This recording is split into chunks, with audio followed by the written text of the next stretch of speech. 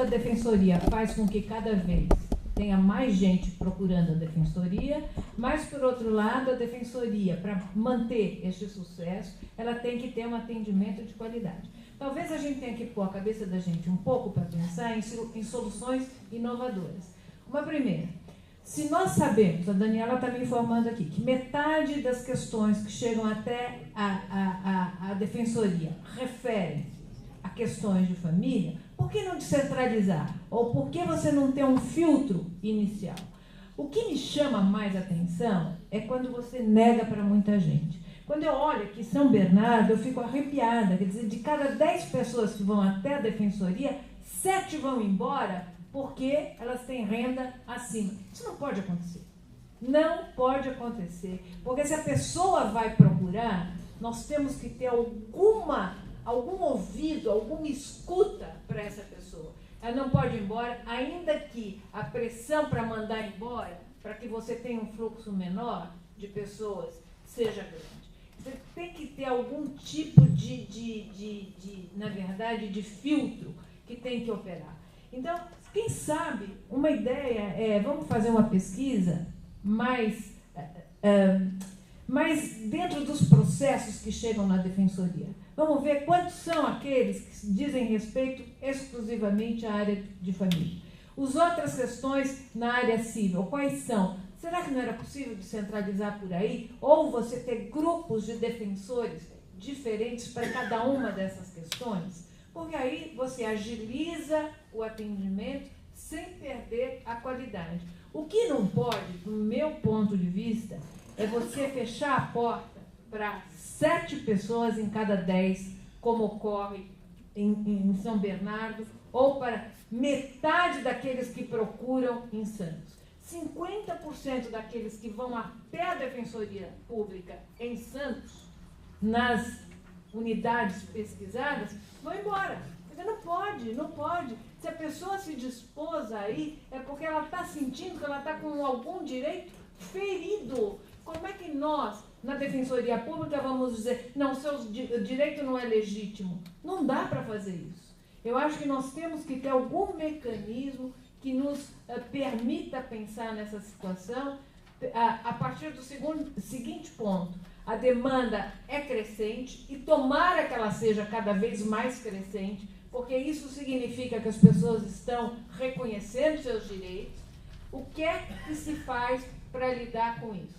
Uma saída foi aumentar o número de defensores. Será que é essa só a única solução? Eu acho que não é.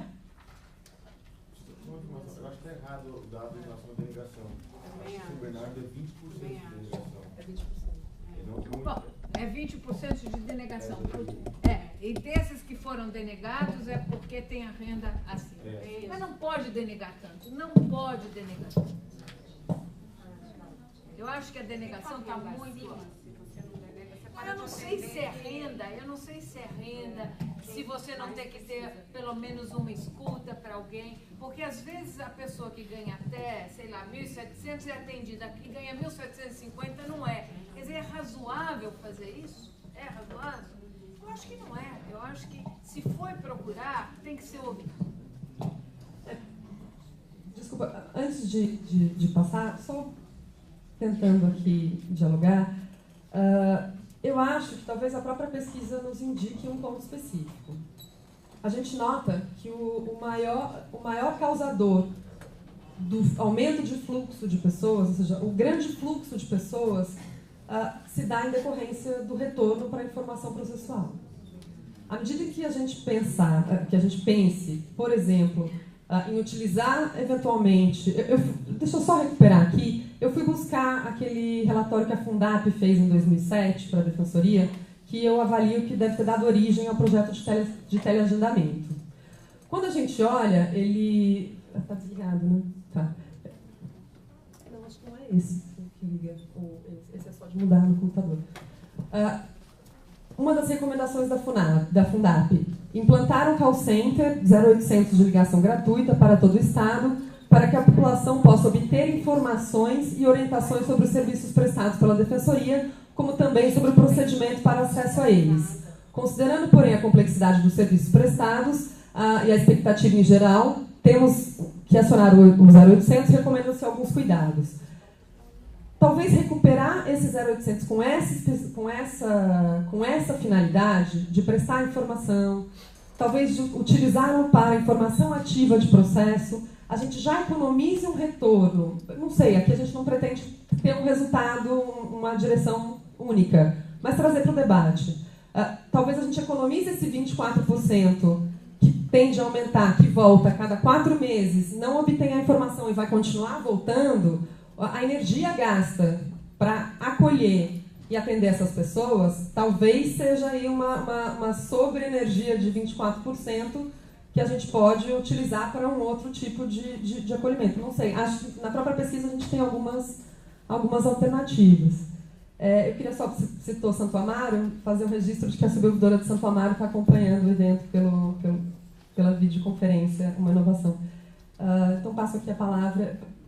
Voltou a ter o debate aqui, mesmo com relação a esse fator da renda, se acolher alguém com mais renda eventualmente significaria excluir outra população.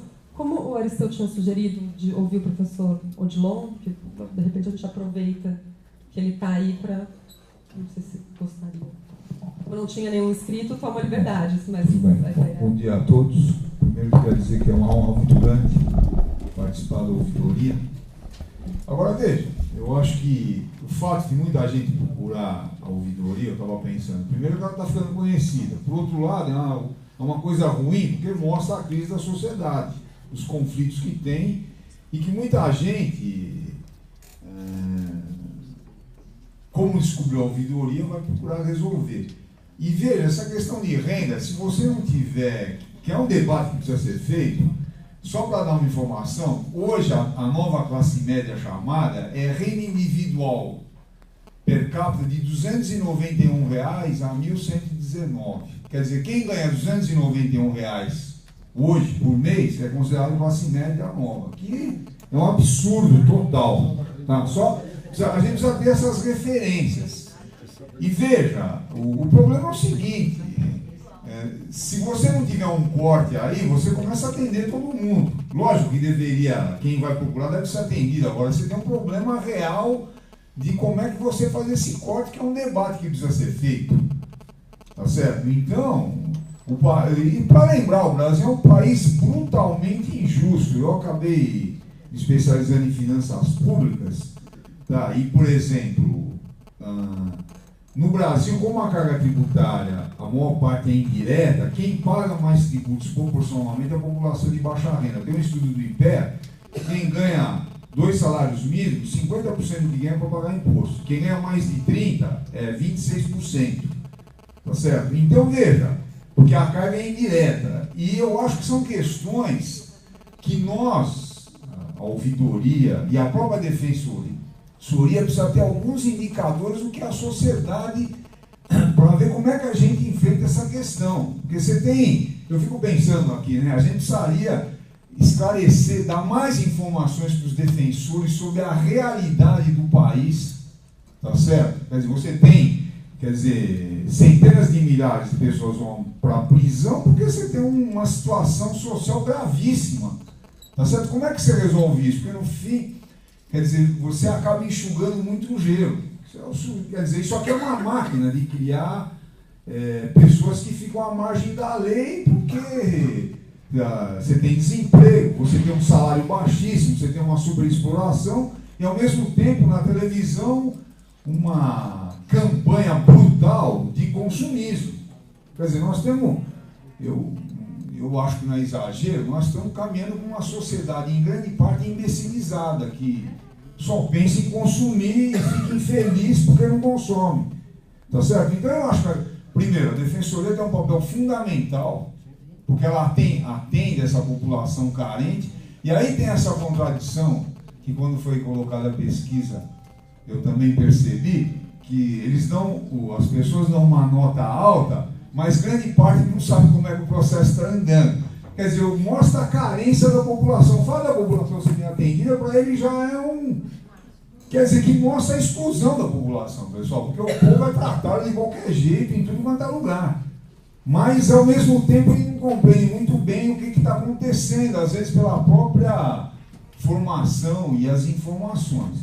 Mas eu acho que só, viu, acabei extrapolando aí, mas a grande questão é essa: você tem um problema de atendimento de renda, mais ou menos 60% da população brasileira ganha até 3 salários mínimos.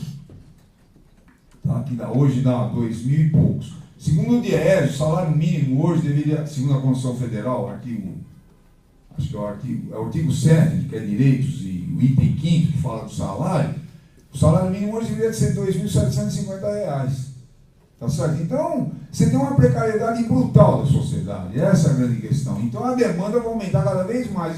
E se você, veja, é a contradição, se atender todo mundo, quer dizer, não vai dar. Então, é uma coisa que precisa ser debatido, qual é o corte que você faz para atender ou não, entendeu? Acho que eu fiquei muito em generalidade, mas... Uma questão de encaminhamento, nós temos 3 inscritos com a Jerusa e eu coletei mais 2 pessoas. Agora...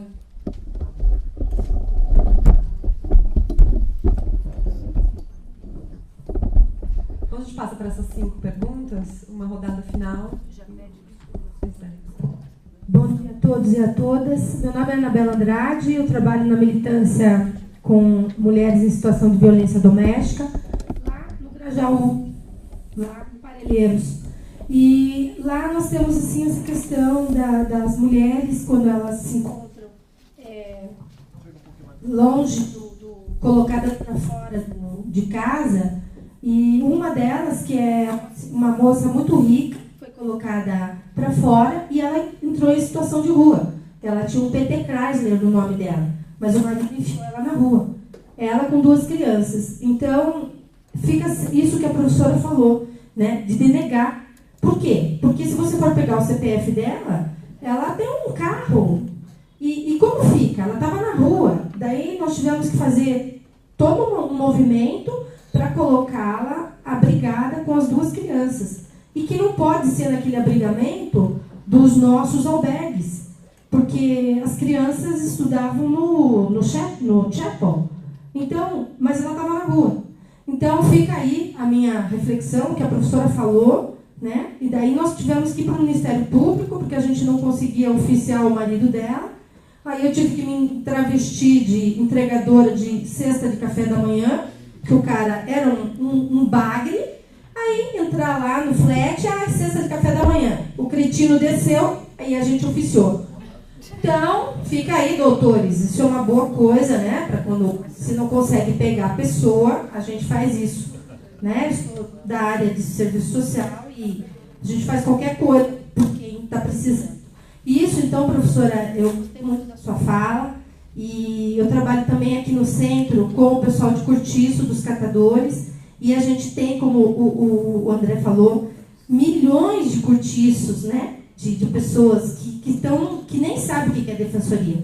Então, a doutora Vanessa, a doutora Áurea, nós tivemos assim, com o carro da defensoria móvel, nesses lugares, nesses bolsões, tanto na periferia quanto aqui, e é muito bacana, porque as pessoas vêm no carro, elas sentam, elas são atendidas, e ali já diminui o número de pessoas que vão aqui para a Avenida Liberdade.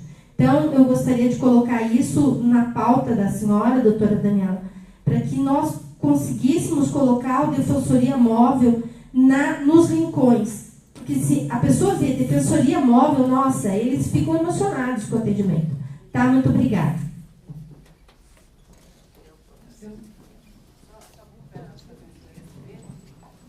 Esse é um projeto que a gente tem, está aqui, a Silane, mais uma vez, eu me refiro a ela, porque já apresentou uma proposta com a Defensoria Móvel, justamente nesse sentido, e pretendemos, de fato, conseguir, até o final do ano, fazer esse projeto.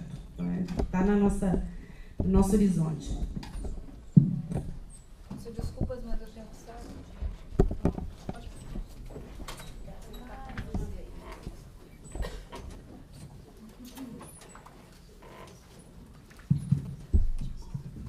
Bom dia, eu sou Fernanda, sou defensora. Primeiro eu queria parabenizar a ouvidoria pela iniciativa. Acho importantíssimo a gente conhecer o que os nossos usuários estão pensando de nós e chamar atenção para o dado que a pobreza tem sexo, né, no país. E também o papel social atribuído à mulher, que eu acho que tem muito a ver também com quem procura a defensoria. Não é à toa que são mais mulheres.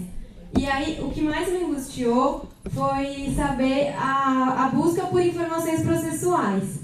Porque realmente é uma deficiência que a gente tem. Eu tenho como defensora, porque eu dou meu telefone para todos os usuários que me procuram. Só que eu também não consigo responder essa demanda por telefone. Porque eu estou atendendo, estou fazendo meus processos, então às vezes eu não retorno, a pessoa fica brava que eu não retornei. E eu acho que também um 0800, eu não sei se é suficiente, porque a informação processual é uma informação muito técnica. Dependendo de quem você for colocar nesse 0800, ela vai olhar o andamento do processo, não vai conseguir entender o que está acontecendo para passar para o usuário. Acho que ela pode melhorar, mas não supre. Eu não sei se talvez um acesso online à informação no DOL talvez possibilite isso, porque hoje as pessoas têm acesso à internet, mesmo que seja numa LAN house, em algum local na periferia, para ter uma resposta. Porque ir até a defensoria eu acho um absurdo, porque no DIPO a gente pergunta sempre da que região da cidade que a pessoa veio e quanto tempo ela demorou para chegar lá. Sempre é zona extremo sul ou leste, é onde mais concentra esse deslocamento. E ela nunca demorou menos do que 1 hora, nunca. Assim, nunca atendi uma pessoa que falou vim em menos de 1 hora. E aí você vai fazer ela voltar para saber, o seu processo está com o Ministério Público. Assim, eu acho uma deficiência enorme, mas eu também não sei como resolver esse fluxo, porque só o telefone é insuficiente, que a gente dá e não consegue responder a demanda. Então, cria uma nova frustração, o usuário acaba aparecendo lá fisicamente. Mesmo você falando para não ir, que não vai adiantar, eles querem ir, eles aparecem. Então, não sei, eu queria perguntar para vocês qual a sugestão para melhorar esse fluxo, se eventualmente com o DOL que está sendo pensado, os assistidos também vão ter algum acesso online ao que o defensor está fazendo no processo e eventualmente o defensor possa traduzir a informação processual. Ele dá uma atualizada ali no andamento com uma linguagem mais simples para as pessoas. Então é mais uma reflexão, uma pergunta. O que vocês acham que a gente pode fazer para melhorar esse problema? Porque é crítico, né? E parabenizar pela pesquisa.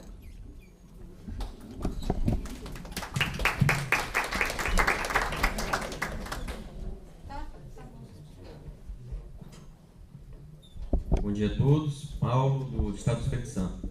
Na verdade, Luciano, era mais um agradecimento estar aqui presente que uma pergunta em si. A pergunta transcende um pouquinho o trabalho.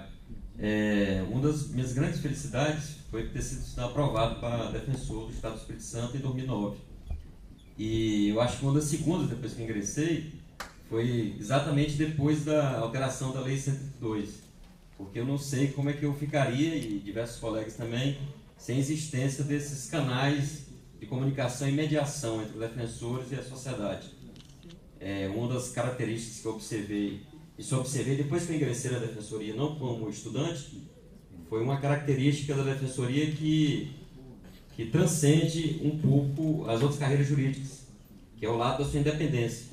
Eu acho que o defensor, eu vejo isso na prática, é o profissional da área jurídica mais independente que existe. É uma independência fantástica e isso, mostra, facilita o nosso trabalho, as pressões são mínimas, aquelas pressões negativas, mas eu acho que como toda vantagem, traz em si também um lado prejudicial desse perigo de afastamento do defensor com a sociedade, e nesse ponto que eu fico muito feliz em saber que existe a ouvidoria e ter ingressado na defensoria depois da sua existência e agora tentar ajudar o Estado do Espírito Santo também a conduzir nesse caminho.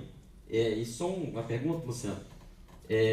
Pelo seu trabalho, pela sua prática, você tem visto que outros estados estão bem receptivos a esse modelo de São Paulo? Como é que tem sido isso? Obrigado a todos.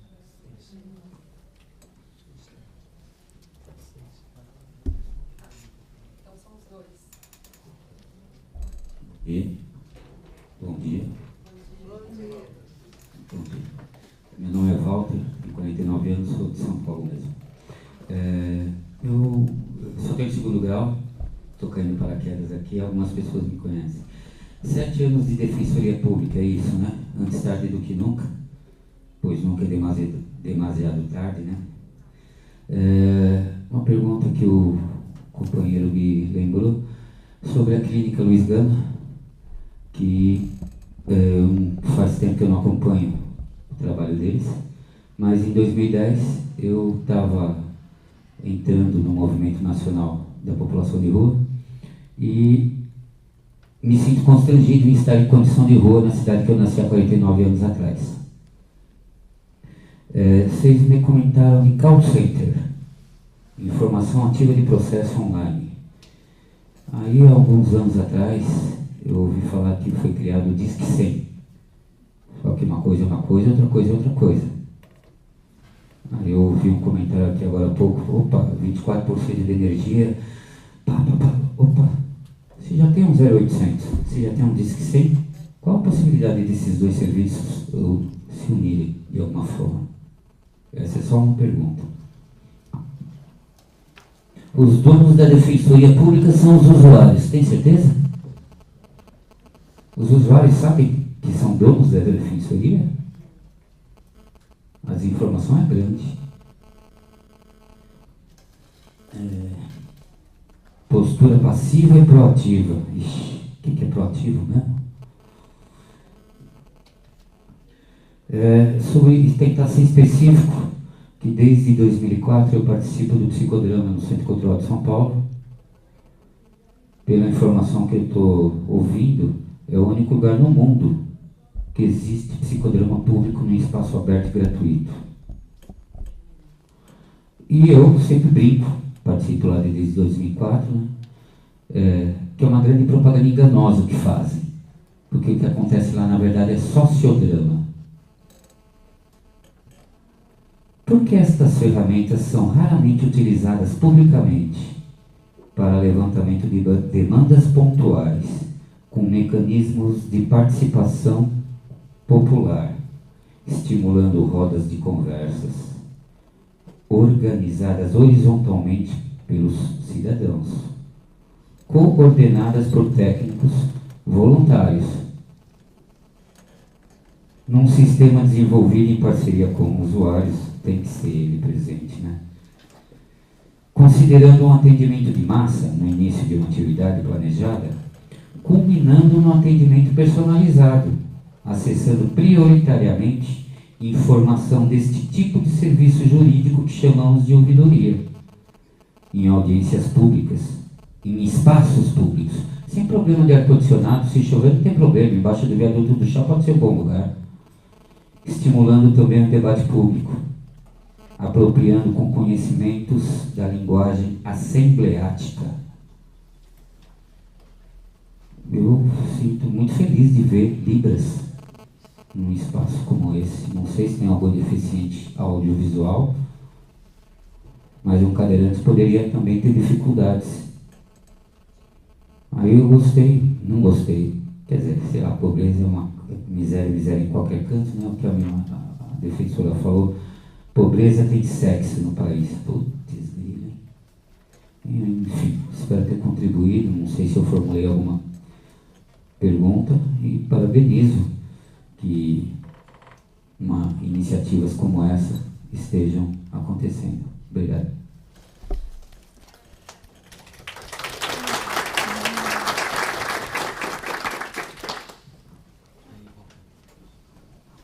Oi, bom dia. Sou Rafael, da Conectas. Primeiro, parabenizar a mesa pela pesquisa, pela apresentação e também aos novos conselheiros. Eu queria saber como é que a mesa espera que essa pesquisa seja incorporada no plano de expansão da Defensoria. Hoje, daqui a alguns anos, a gente vai estar falando, a gente vai estar nessa mesma sala, conversando sobre uma defensoria que será o dobro, praticamente, né, da defensoria atual. E a impressão que eu tenho é que essa pesquisa ela tinha que ser incorporada hoje, né, amanhã, nesse plano de expansão. Eu queria saber como é que a mesa pretende trabalhar isso, seja ouvidoria, ou não sei se a Daniela também pode esclarecer, mas qual é a expectativa sobre essas informações no planejamento da expansão da carreira. Obrigado.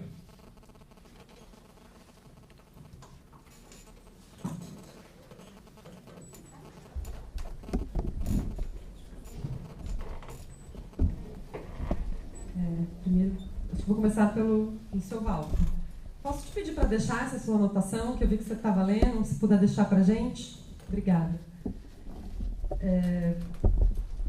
Fê, quando você, primeiro retomando a sua pergunta com relação à eventual prestação de informação por telefone, a nossa ideia não é prestação de informação processual, inicialmente. Eu acho que é necessário, sim, se for se caminhar para alguma direção nesse sentido, um escalonamento de que tipo de informação e trabalhar necessariamente com modelos mistos. O que, para a gente fica claro, é que muitas vezes, como o usuário não tem informação de que o processo andou ou não andou, isso gera uma ansiedade, uma insegurança da parte dele, que muitas vezes talvez seja possível, pontualmente, alguns termos dizendo, olha, o seu processo, foi dada entrada no seu processo, que não necessariamente precisa sequer ser o defensor para esse tipo de informação que é meramente de meio do caminho. Mas eu concordo contigo que a informação processual tem que ser dada pelo defensor e, em hipótese alguma, a gente caminha para deixar isso de lado.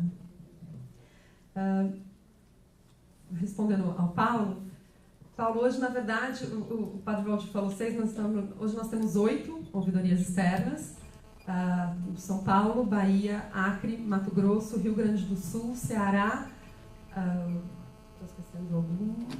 Agora nós temos Distrito Federal, recém-impossado, que tem, aliás, tem uma coisa super bacana, porque eles seguiram o modelo original de São Paulo. Lá quem fez a escolha dentro da lista tríplice foi o governador, e lá também a ouvidoria é órgão da administração superior, ou seja, eles ainda voltaram ao modelo inicial de São Paulo. Já tem projetos aprovados em alguns estados. Eu acho que a gente está numa construção histórica, a gente ainda encontra algumas resistências. Existe um questionamento por parte da Defensoria do Rio de Janeiro, no Supremo. Um partido político entrou, posteriormente houve a entrada da Associação de Defensores, na qualidade de amigos, mas recentemente também isso foi superado e eles então protocolaram a desistência do pedido. Então acho que a gente tende para uma caminhada histórica sem volta. Sim, existe um amigos da Defensoria de São Paulo, da Ouvidoria, do IDDD, da Conectas, tem uma série de amigos também pelo fortalecimento do modelo, então acho que a gente encontra aí uma grande caminhada. Custódio, eu acho que a ideia da pesquisa é ela não só olhar daqui para frente, mas necessariamente olhar desde já. Eu acho que, por exemplo, como a Anabela lembrou, com relação, por exemplo, à violência doméstica, que é uma demanda acumulada também nos ciclos de conferência, que foi a mais votada no plano de atuação, e que está posto, 73% dos usuários são mulheres. Como é que a gente pensa a política de gênero a partir dessa perspectiva? Ou então, ainda dialogando com o plano de atuação que está posto, quando a gente tem demandas colocadas com relação à violência policial, e a gente sabe que ela também tem cor, e a gente tem um percentual tão maior de pretos e pardos na defensoria, que precisa olhar para essa perspectiva, e a demanda acumulada de, olha, 33% dos que buscam ouvidoria querem informação processual. A pesquisa está aí para comprovar isso. Então, acho que ela dialoga não só para frente, mas também com o agora. Acho que a perspectiva é realmente desde já. Com certeza, o debate está posto e esse é um ano de muitas transformações. E, claro que essa pesquisa tem esse condão de nos pautar. Eu só queria fazer alguns esclarecimentos. A Fernanda fez aqui uma indagação que parece simples, né? Por que não estabelecemos um sistema em que a gente possa dar informação processual? É claro que a gente já pensou nisso, né? Tudo isso vem sendo elaborado, mastigado, discutido no âmbito da Defensoria Geral, porque são ferramentas imprescindíveis. Uma coisa que nos afligia demasiadamente, eu digo por mim quando assumi a Defensoria Geral, e compartilhava isso com o Davi, que está aqui, que é o subdefensor geral, era a ausência de informações para que nós pudéssemos fazer planejamento. Então, a Defensoria é uma instituição nova, tem 7 anos, não tinha um sistema, claro, porque tudo aqui foi sendo construído ao longo desses 7 anos. Então, o primeiro sistema que nós fizemos, o CIA, não deu certo, não foi efetivo, havia dificuldade de acesso, e aí, nessa gestão, nós resolvemos investir numa consultoria e desenvolvemos um sistema que vai ser testado daqui a 2 meses, que é o DOL, Defensoria Online. E claro que o acesso à informação sempre foi a nossa preocupação, mas a gente precisava dar um passo primeiro, que era nós mesmos, defensores, termos condição de ter o histórico do usuário que chegava na defensoria, para que esse usuário não tivesse que passar 10 vezes por defensores diferentes e repetir todo o seu problema e se revitimizar cada vez que tivesse que falar. Então, estamos nesse primeiro passo. Já pensamos em tudo. Totem nas unidades para que todas as informações estivessem acessíveis ao usuário. Informação por telefone, folders, enfim, pelo DOL. Esse vai ser um segundo passo. O DOL, hoje, como ele é concebido, e lá atrás foi pensado para o sistema de... Inicialmente, você falou de teleagendamento, mas o DOL,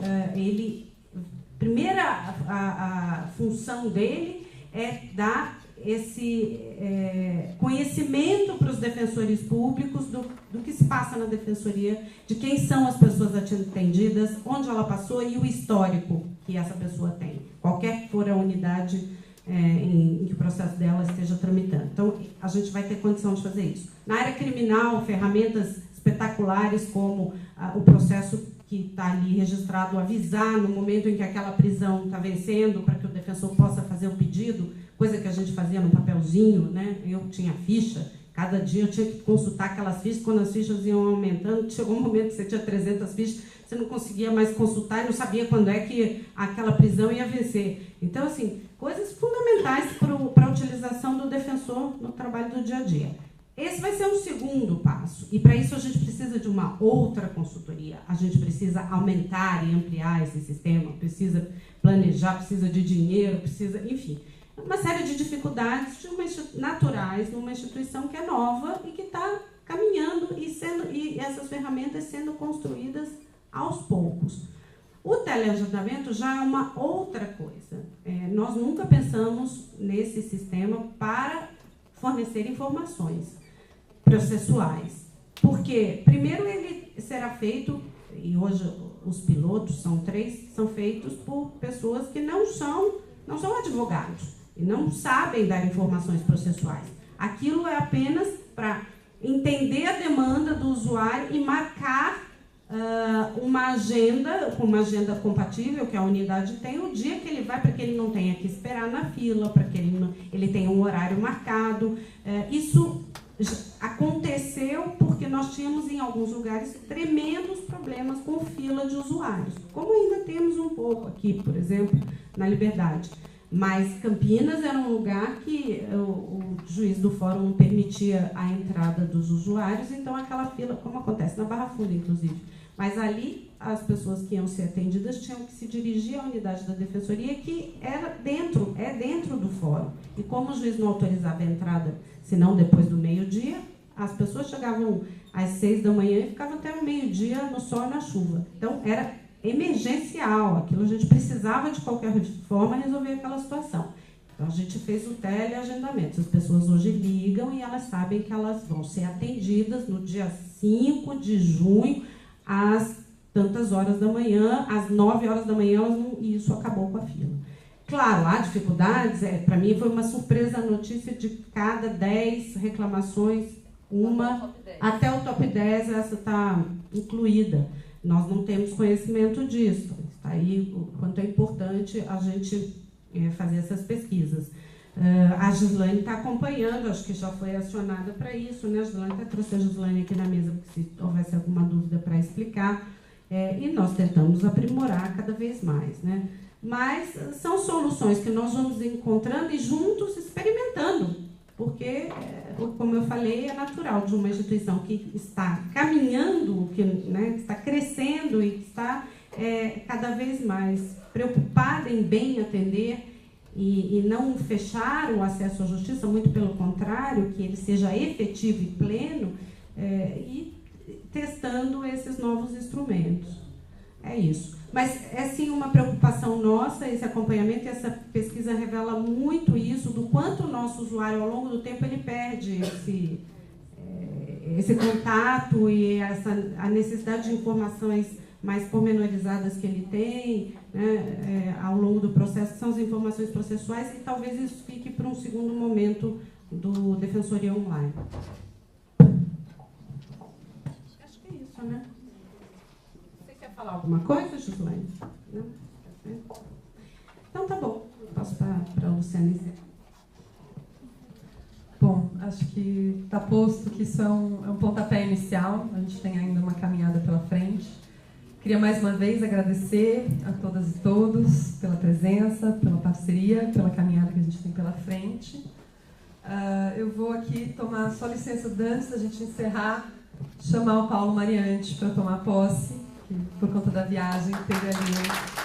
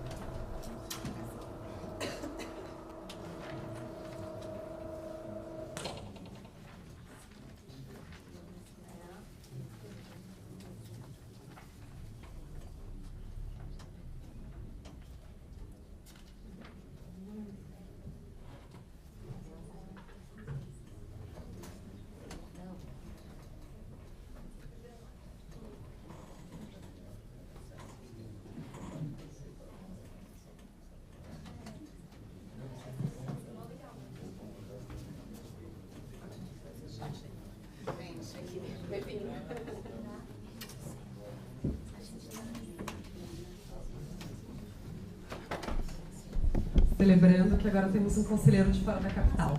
Bem-vindo, Paulo. Bom, mais uma vez agradecer a todos, agradecer a Gelusa pelo apoio. Obrigada, Daniela. Obrigada, Gislaine. Mais uma vez, obrigada, Davi e Tati, pelo suporte. Obrigada a todos e sigamos nossa caminhada. Bom dia.